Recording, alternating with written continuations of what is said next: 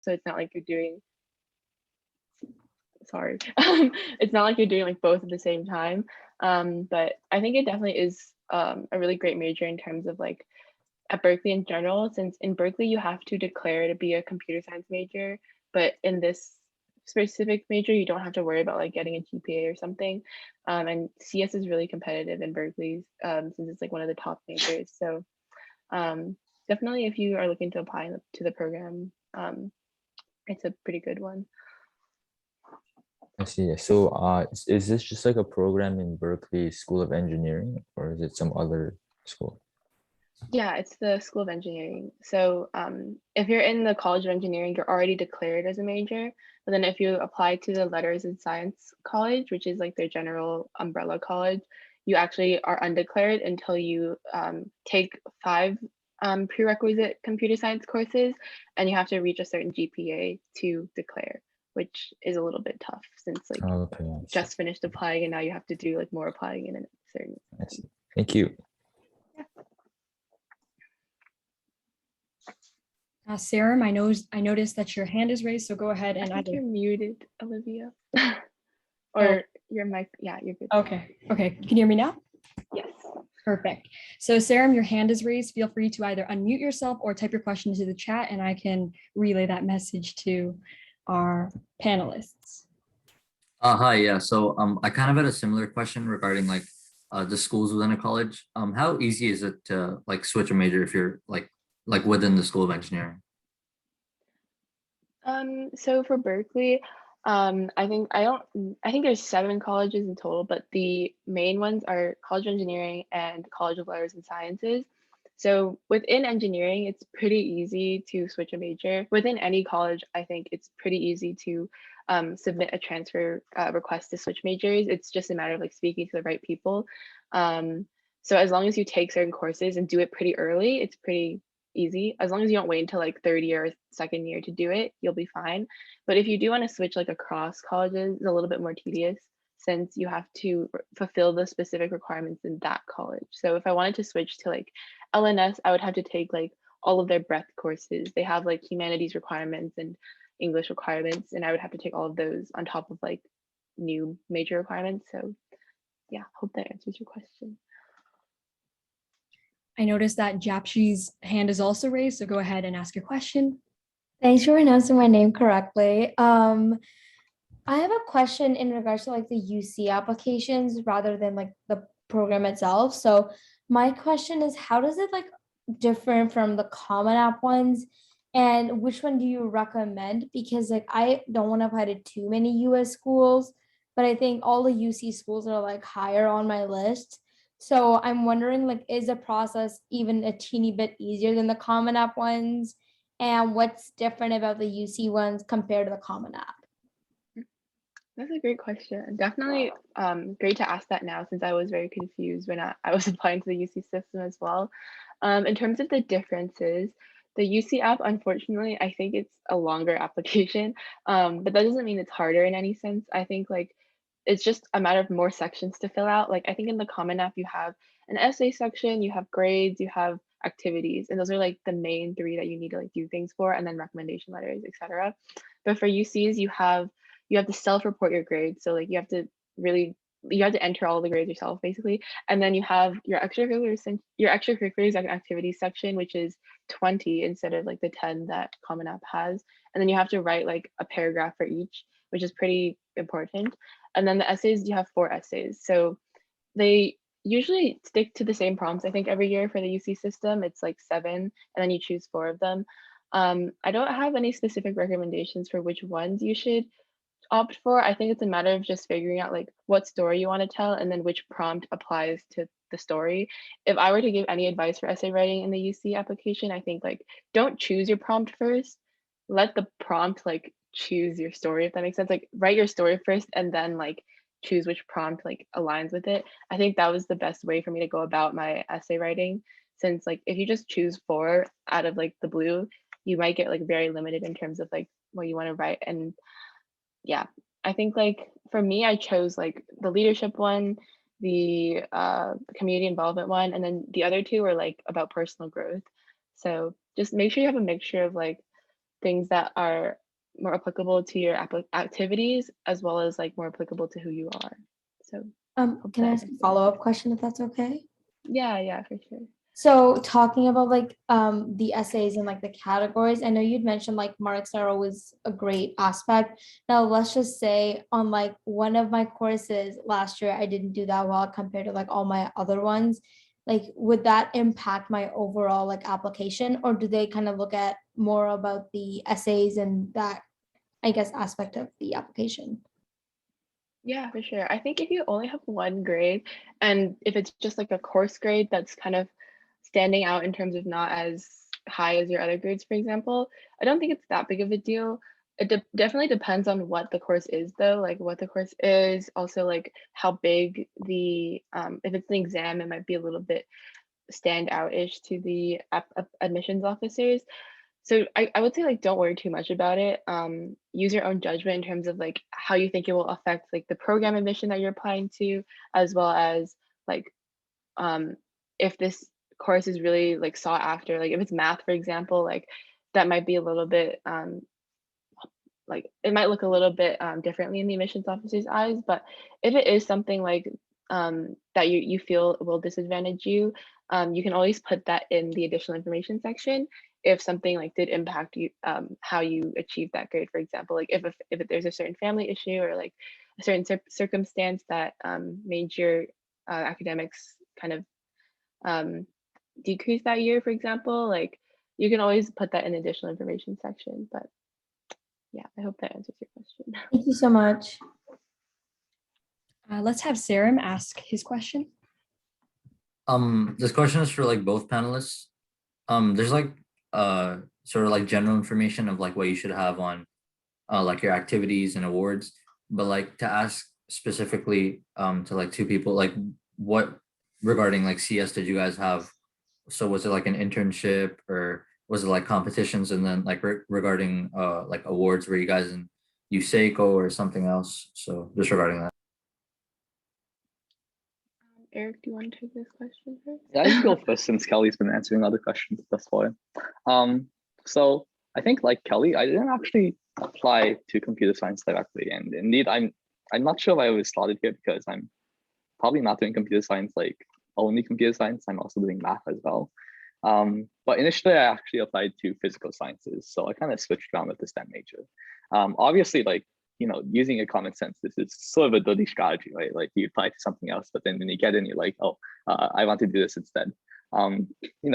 It can be justified for genuine reasons, seeing that like, I got kind of bored of the subjects I applied to and wanted to do something else in my case. And many of my peers did the same. But as well, because of that, I think what I applied with was more STEM-based things in general, rather than like computer science-based things specifically. So what I did was, I did participate in some hackathons. I did CSWX on EDX. There was nothing particular for me when it came to computer science, especially. Instead, what kind of backed up my application was more general science things. So I competed in an international Olympiad for one science subject. Did a bunch of contests as well. I think I reported a few math contests that I did as well. So those sorts of things were what I used instead, given that my background in computer science wasn't actually that strong. So, I guess this is probably not what you're looking for this question, but I can also speak to my experience with some other people that I've had. I think the experience they spoke to, that if they were applying directly to computer science, I think USACO, and also its Canadian equivalent like CCC and CCO, those are like really, really valuable for computer science if you want to apply there directly, and like you're dead set on the subject. Well, I think would also help would be like things like hackathons. If you won any prizes, if you've like built projects that you think are especially appealing and like you're proud of, you can definitely speak to that. Internships don't come by too often for high school students. So things like research experiences, if you've done any computational things in the lab, if you've worked part-time with startups, for example, those are things that would, I think, relatively stand out in an application like that if you're dead set on CS. Yeah, Eric pretty much covered all of the grounds in terms of what you can really do before applying to a CS program. But just to jump in on like how I approached the activities and such applying to Berkeley, I also didn't apply directly to CS, but I did have some sort of like technology background applying to bioengineering. And so I did report like the Waterloo math contests as well as some hackathons. I did like one, I think, in high school. But then I think what like kind of pushed me into engineering and got me into the engineering school at Berkeley was I wrote about a specific project that I did. It wasn't like formal or anything. It was very casual. Like I just did it on my own at home. It was like a passion project type of thing, like with my related to my grandmother, where I actually like engineered something by myself. So like I guess if you are looking into engineering or computer science, talking about your own experiences and how they relate to the major that you're applying to, and then putting your own personal touch on it and like why that's impactful to you, I think really helps because a lot of people apply to CS just because they're like good at CS and then they get like high marks, you know, but like I think it's nice to add like your own touch of personality to that to see like, oh, like this is why I'm interested in it and this is like the impact that I'm going to make at this school. Rodmer, you can go ahead and ask a follow-up question. Okay, real quick, just for Eric. I read up about there's this like really cool, I believe it's called the Science and Engineering Complex being built on Harvard. Is that open yet? When does that open? I wanna go I think it was scheduled to be open last year, but then COVID hit. So construction's been delayed, but I think it's gonna open this fall. So all right. you know, Thank you if you're interested in that, that's something you can write about if you're hyped up about that. I'm so hyped up, dude.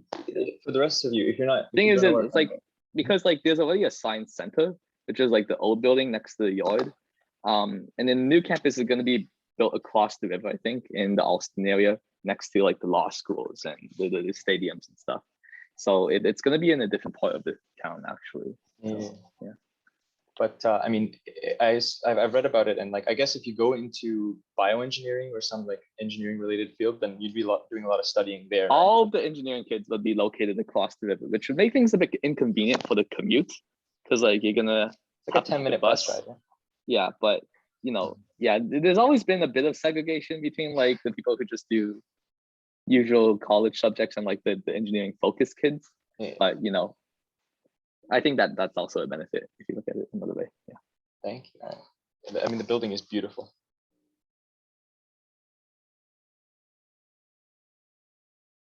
Sarah, you can go ahead and ask your question as well.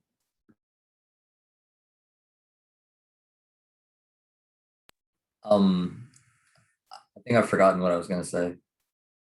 My bad. I'll raise my hand again if I remember. No worries. In the meantime, I actually also have some questions, so we can just go through those. So for both of you,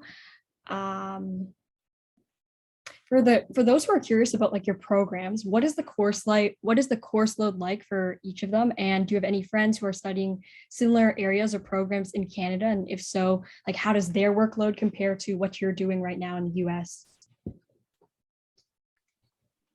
I can go ahead and start with this. So for EECS, which it stands for Electrical Engineering and Computer Science, if you're curious, the program itself, I think what really deterred me from switching in the first place was the fact that the course load is very, very intense. I think, well, okay, I feel like that's kind of an over-exaggeration, but there's just a lot of technical courses that you have to take because you're doing both electrical engineering and computer science. I think I spoke to this a little bit earlier in Suryan's question, but you're essentially taking courses related to computer hardware as well as computer like software and computer science. So it's a really interesting mixture of both. It's just like a lot of technicalities, especially like since I like didn't take any computer science courses in high school and kind of just eased my way through it over quarantine. It was a lot of learning, a lot of catching up to those who have had a lot of experience. I think especially at Berkeley, since it's so computer science focused, everybody has some sort of like experience in this field. So it's a little bit daunting, I would say, like going in, but I guess as a little bit of comparison to other programs in Canada, it's pretty similar to CS at Waterloo, except for the engineering side. I think some of the courses that I took overlapped a little bit with what my friends were taking at Waterloo, but I think in their opinion, it's a little bit more applicable to the courses at Waterloo. I think at Waterloo, you learn about like, I think your structures class is based on like scheme and like you're making your own language essentially, which is not that applicable in terms of like internships and jobs, you know, but at Berkeley, I think I did value the fact that I learned a lot about things that will be used in the workforce. Also, there are courses that you can like use to supplement like your career in technology. Like I ended up pursuing like some sort of design and innovation classes to like give more meaning to the CS that I was studying, because oftentimes it can get a little bit monotonous just learning about like programming and coding and all of that. So I do think the program itself is really like, it's a really strong program. Like it's really well known as well.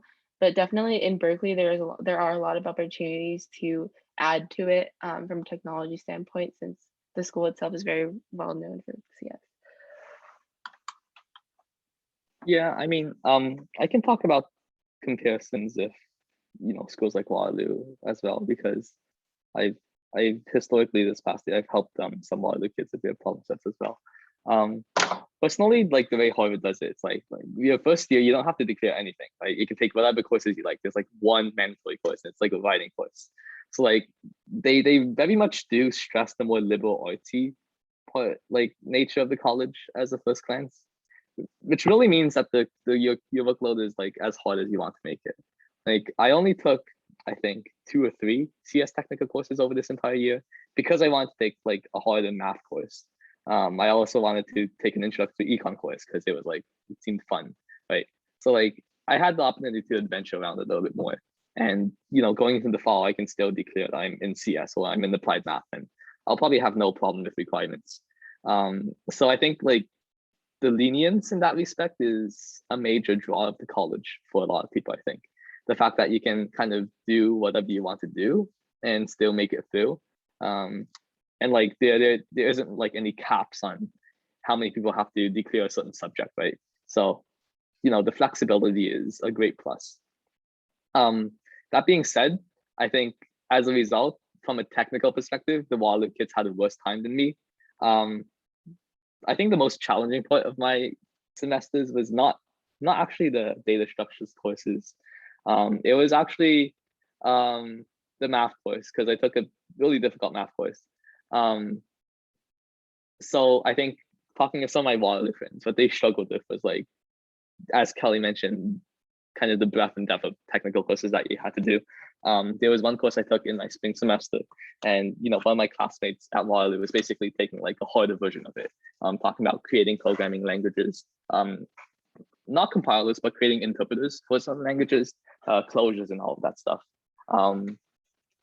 So just as like a comparison, I only had to do one project about that. They had to do like several, written in like, and each one was written in a different language. So I think from a technical standpoint, some aspects of the Waterloo courses can be even harder than what some US colleges study. But again, that's really up to your course load. You could have, like, I could have taken a systems programming course my first fall semester, but I didn't really feel like it. So it's up to you.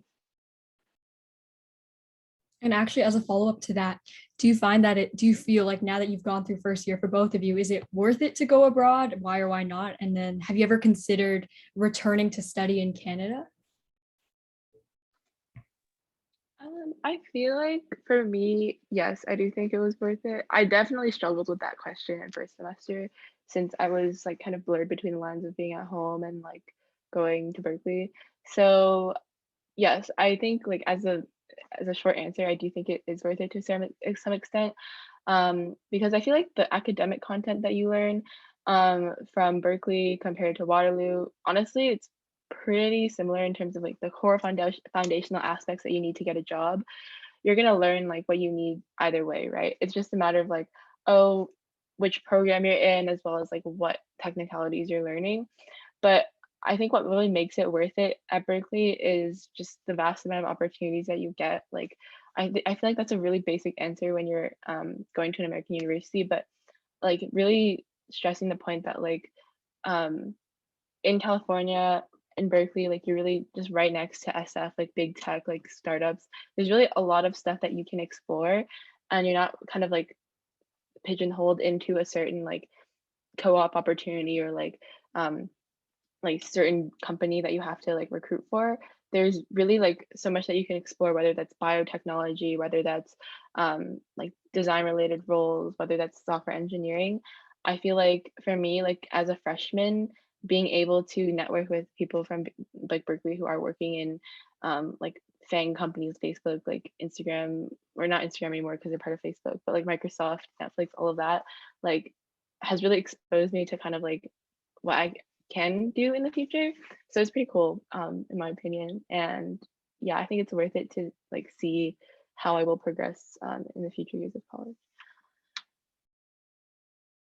Yeah, personally, like I think for me to give a fair answer, you should probably ask me a few months in the future. Given that the fact that I've spent my whole year learning remotely, and like I along with my colleagues can agree that it kind of sucked. I think the biggest boon to these sorts of colleges, especially Ivy League, is like the residential experience. The fact that they like stress so much on building a community. So like in that respect, the main draw of a school like Harvard kind of got taken away from me this year. So I don't think I can give a fair answer. So like maybe I'll give a more informed opinion next year. That being said, though, I think extracurricular opportunities, as Kelly said, are still like really, really good at these US schools, right? Like not comparable to what you get in Ontario. Harvard is definitely not as technically focused, although you do have your fair share of people going to big tech. You know, there's like so many other things that you can study. Like even if you're studying CS, you don't necessarily have to like just join CS clubs, right? You can join like different finance groups, consulting groups, right? Those are, you know, those stereotypical Ivy League career pipelines. But there's also like a great assortment of like social groups as well. And you know, I personally didn't really participate in them, but a lot of my classmates have like, you know, they've gotten like a lot of free merch honestly shipped to them over the past year. And like the level of commitment from clubs within a community like Harvard is, you probably won't see it in too many other schools. And I think that's like a major draw of the college. So although I won't really give an overall opinion on this question, I'll just put that information out there. Yeah, I guess just to echo really quickly, I feel like just with the clubs in general, I think like for a comparison, I guess, like at Berkeley and Harvard and like all these American schools, there's such a wide range of extracurriculars and clubs that you can join, like from professional to social to like really, I feel like there's a club for everything at this point. But then at Waterloo, I know some friends who are struggling to find like societies that they're in or societies that they fit into. Like there aren't as many opportunities to explore like professional opportunities within clubs. I could be wrong, but like that's just the general consensus that I've reached with like people, friends who are at Waterloo. But like these clubs in American universities will also have like connections to other companies if you're looking for recruiting opportunities. But at the same time, it's like not suffocating. Like I feel like people in these clubs really value like the social aspect of meeting each other, like going on excursions, like going to retreats. Like I was personally really sad that I didn't get to go on a retreat this year because I think like clubs really do go all out in terms of like making their members feel like they're part of some sort of community. So there's something to look forward to there.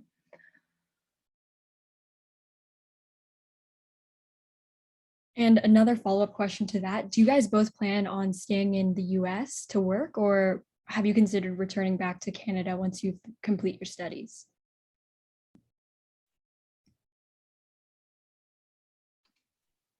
Eric, do you want to go first? I guess I can start first. You know, at this point, I'm not entirely sure. I'd say like ultimately it would be more of a family choice. So like things that relate to personal matters. So I guess I can't speak too much on this. But you know, most people who do go to the US, they tend to stay in the US just because I guess when it comes to money issues, like, you know, comparatively, you get paid more for the same job in the US than you do in Canada, right? A lot of people go to hubs like the Bay Area, New York City, if you're into finance, of course. Some people stay in Boston because there are some consulting groups there. So yeah, it really depends. But I would say personally, I'd like to stay in the US if possible. But again, it kind of depends on my personal situation as well. I'll just leave it at that. Yeah, also still thinking about it, same as Eric, but I feel like for me, I do want to spend some time out of undergrad in the US, just studying some time in the Bay Area, if that's applicable to whatever job I end up getting. I also am interested in working like, you know, like those hubs like New York and LA, all of that. But I will say I do want to, like, I don't want to spend my entire life there. Um, looking into the long term, I guess it's like not really applicable to this, but I feel like now that I've been in Berkeley and then been back home, I want to have like some sort of balance between like my home country and then like the US. I feel like going to the US was a great chance for me to learn more about myself and learn about like what careers to pursue, as well as like a future that I want to have. But I think once I kind of like settle down a little bit after I get a job and like figure out my life from there, returning to Canada is definitely like not out of the equation for me. All right, Sarah, you've been holding your hand up very patiently, so go ahead and ask your question. Yeah, I had a sort of similar question as to what was just asked. What is like the social culture with like I know you guys have been online, so I guess it's a difficult one to answer. But like in terms of interacting with other people that are like in engineering majors and just like engineering students, what is it like? Because for some people that are applying to, I guess, both US and Canada, for example, like a school is Waterloo, and like the engineering and math cohorts, they have like a pretty like a notorious reputation for not like being the most socially active, or like not like very easy to fit into if like you don't like match like the sort of like one profile of what students are like. So what has been like for you, even if it's like mostly online, when it comes to like a US university? That's a great question. I feel like so I spent one semester online and looking just very objectively at like the social culture of people on Discord, for example, like on Messenger, like all of that. It's really easy to identify the people who are like really big hardos. Like I don't want to offend anybody or anything like that, but it's just like I feel like the culture online,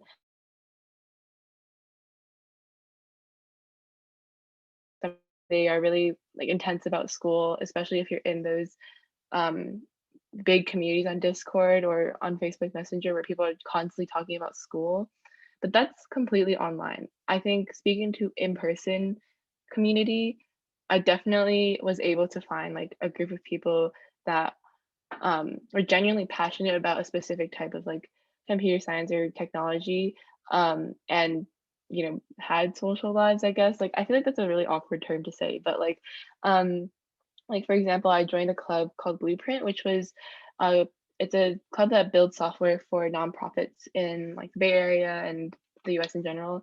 And it's nice to find those communities, like pretty niche communities, because people tend to have similar interests and similar I guess goals in terms of what they want out of computer science. Like it's such a huge broad like field, right? Like you can go into pretty much anything with like a computer science background. So like I guess to put it in short, like there's a pretty clear divide between people who participate in clubs in CS versus people who are more academically focused in CS. Like I feel like at Berkeley, a lot of the stereotypical engineering kids fall into the latter category, who are like really focused on getting good marks and like being at the top of their class and being TAs and instructors of like huge CS courses. Those are the people who are a little bit less like, you know, active in these clubs and social clubs and fit more into like the stereotypical EECS or CS boy type of vibe. But like if you do end up joining like a club or a society where these engineering kids have other interests outside of CS and are interested in building on their careers and building on their passions, like definitely very like rich and great opportunities come out of that, since you're both like studying the same major, but you also have like in essence like the same ambitions. So I feel like the social culture that I ended up getting was like pretty solid, and I'm pretty happy with it.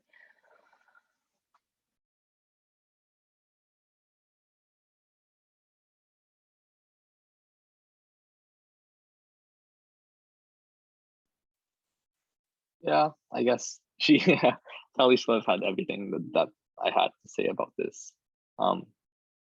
You sort of do see this like I mean, just talking about the more career focused or more social oriented people with like just the more academically oriented people. I feel like that's also a very common thing here. You know, like Harvard has its fair share of geniuses. I know this one TA for my algorithms class last semester who was like taking 6 grad courses, TAing 4 courses, and like interned at like Jane Street or something. So like those smart kids, like you can see them at those top tier internships as well. I guess there's a bit more of an overlap in that respect. You've also got a lot of people who are like, you know, the majority of people, like social clubs are a really big component of Harvard, right? You've got like final clubs, which are like sort of like fraternities and sororities before Harvard banned them. And then, you know, a lot of these pre-professional groups also have like big social aspects to them, especially some of the consulting groups, I would say. And yeah, I think, you know, you're definitely going to run into your share of toxic people, especially if you want to take like econ classes, because like everybody's just studying for finance there.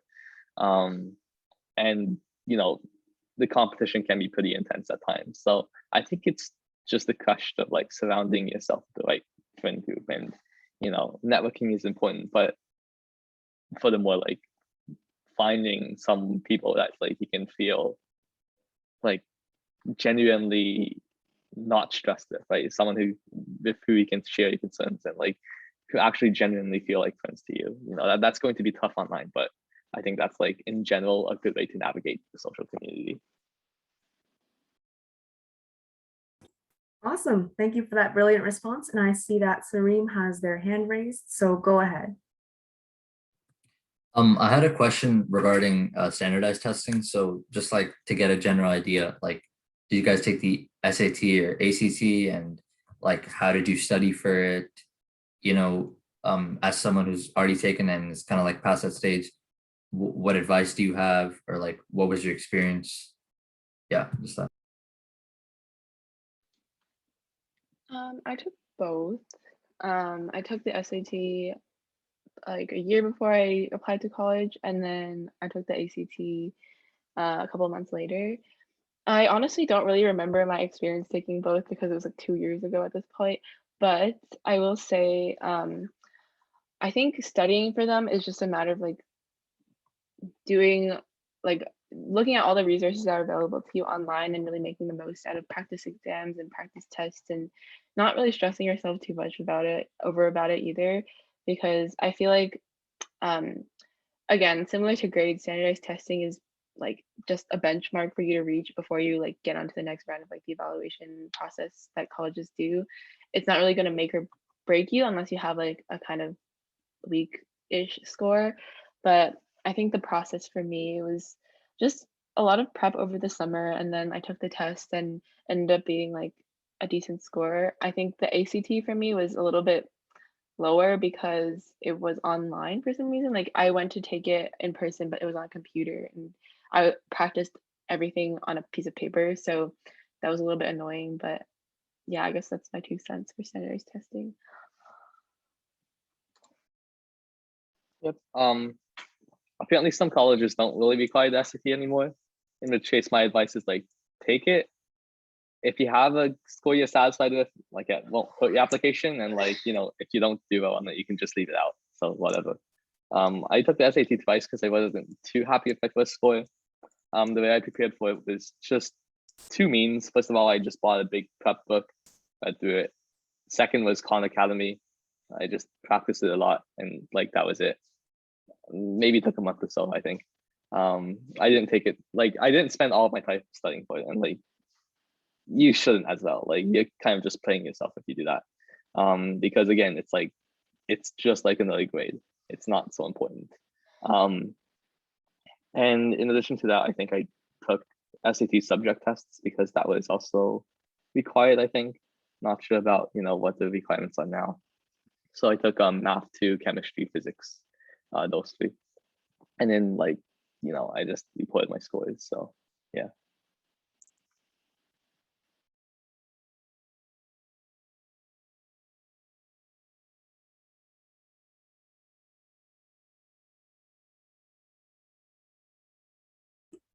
All right, and we have some more questions from the chat.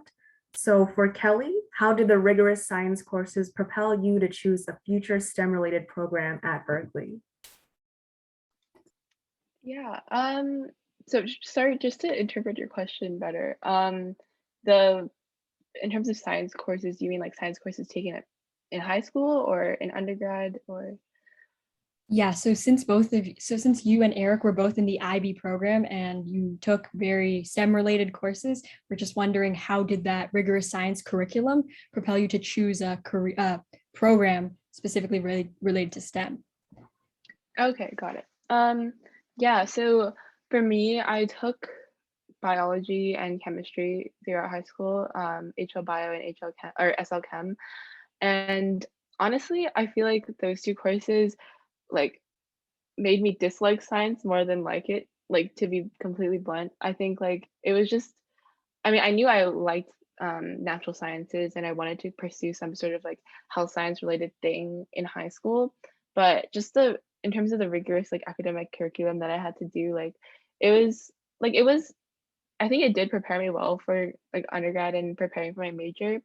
I just I feel like IB really just made me be a better worker in terms of like time management as well as balancing a social and academic life versus like academic things. I feel like IB is more work rather than like the actual content that you learn. It's pretty similar in terms of like AP or even like regular academic curriculum.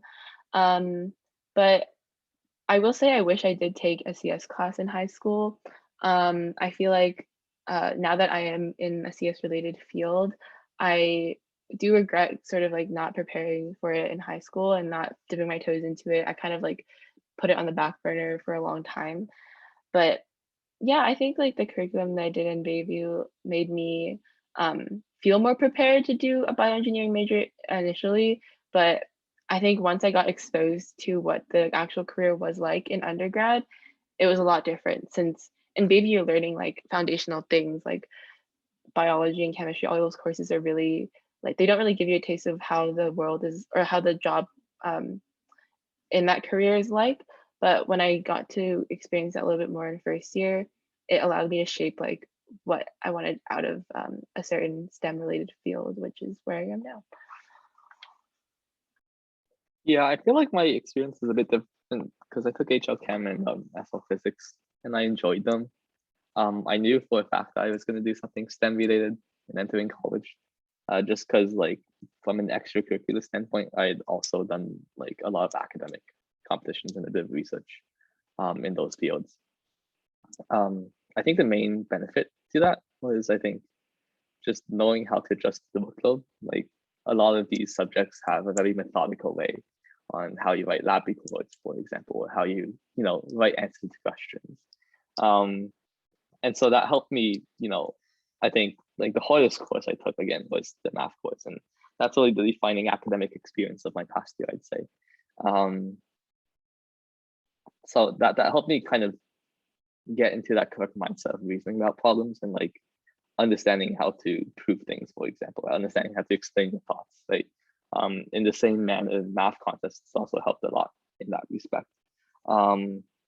So I think my situation might have been a little bit different from Kelly's, but I think like in any case, these sorts of more rigorous subjects that you take in IB can help you a lot for like understanding how to study and answer questions properly in homeworks and problem sets during lectures and whatnot.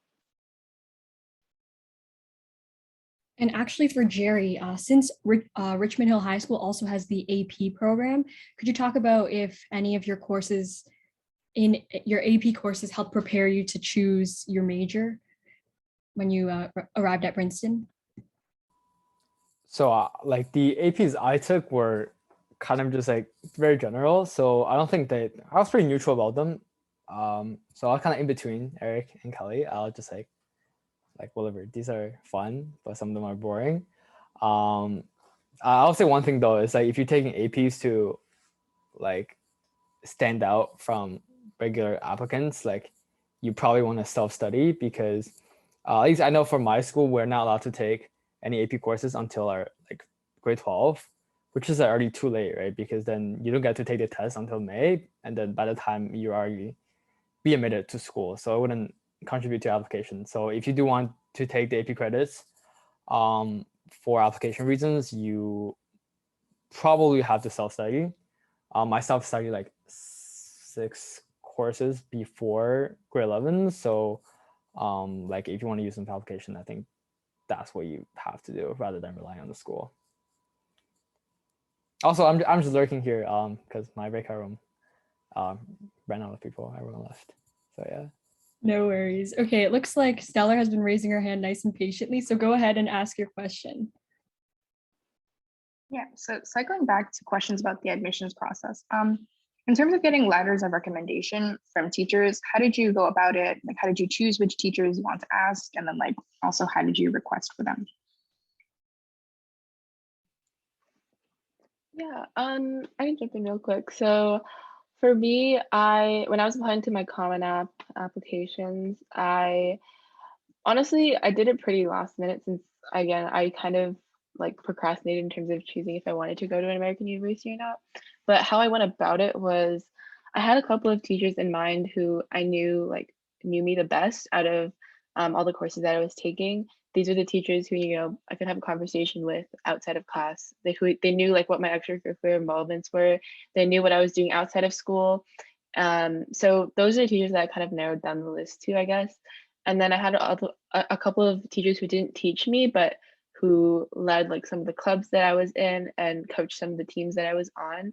So I think like for me, I kind of valued those teachers who spent more time with me as a person rather than in a classroom, because I think like the lines or how a teacher perceives you like in a classroom is a little bit different from how they like interact with you outside. For example, like one of my teachers, he was my history teacher. He was writing like letters of recommendations for like 20 other kids, which can get like, you know, like how do you trust a teacher to be like super authentic with like your letter of recommendation and personalize it to your like specific needs and your specific personality if he's writing like 30 others, right? So like taking that into account as well as taking into account like which teachers are really going to spend the time to do this and which know you the best, I think is really important. In terms of asking them, I like one time or one of my teachers I wrote an email to, and then like just told her that I was going to be coming in after class, like talk to her about it, and then after class I just asked her. And then another one I asked during like a sports team practice. So it's like pretty casual, like there's not like a huge plan to lead up to asking for letters of rec, but I think it's just a matter of like choosing who will authenticate you as a person the most. Yeah, I feel like I was more proactive than Kelly. I think I had made up my mind early on about the application process. And in terms of choosing references in itself, I think I got fairly lucky in that I already had a good idea when it came to the beginning of grade 12, who I wanted to ask. I feel like I had 2 or 3 courses during grade 10 and grade 11, which are just like spot on. They went perfectly for me. And like I had pretty good relationships with those teachers.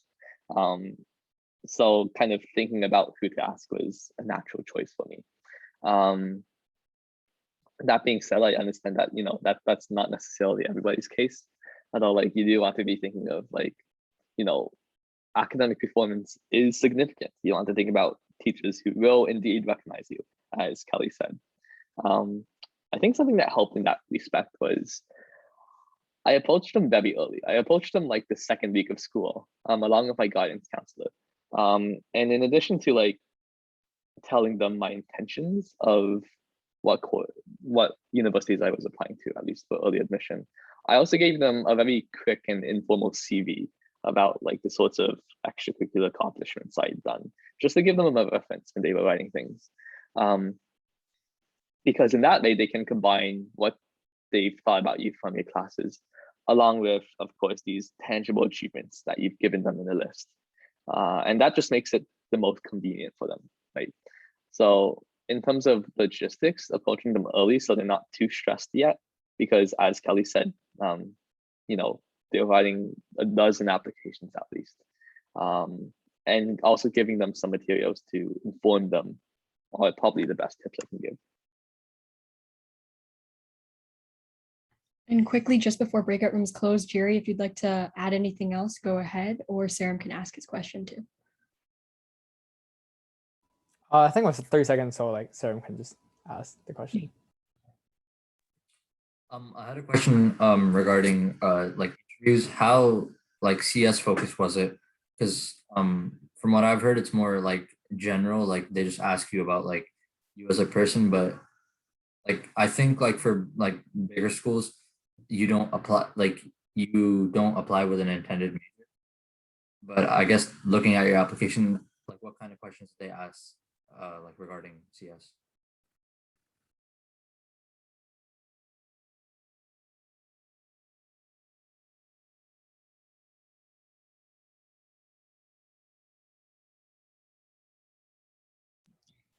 We'll just wait a couple minutes for everyone to join us. A couple seconds. Yeah.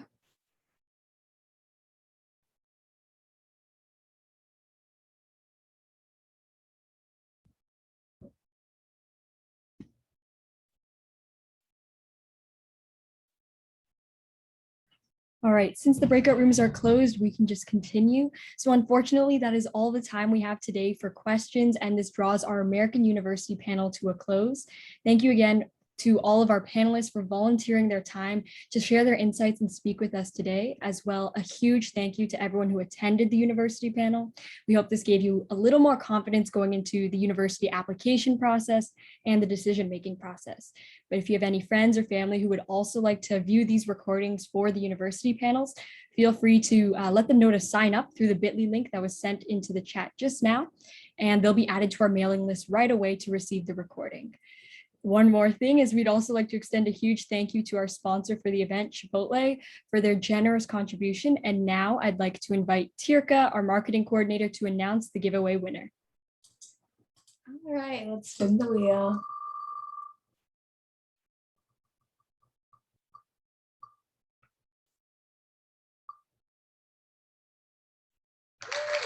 All right, at Mela Does Art, if you're in this call, please send me a message in the chat.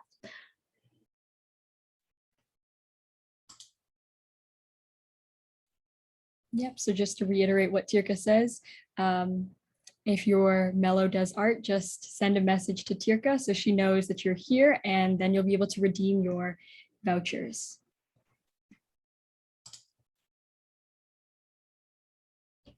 All right, and last but not least, please feel free to join us next Saturday, so on August 21st, as we will be featuring Canadian University panelists from U of T, McGill, Waterloo, McMaster, and more. So if you are not the winner of the giveaway, bye everyone and have a wonderful rest of your day. And thanks for coming. Bye. Bye, everyone. Bye, everyone. Bye. Have a great day. Thanks. You too. Have a good one.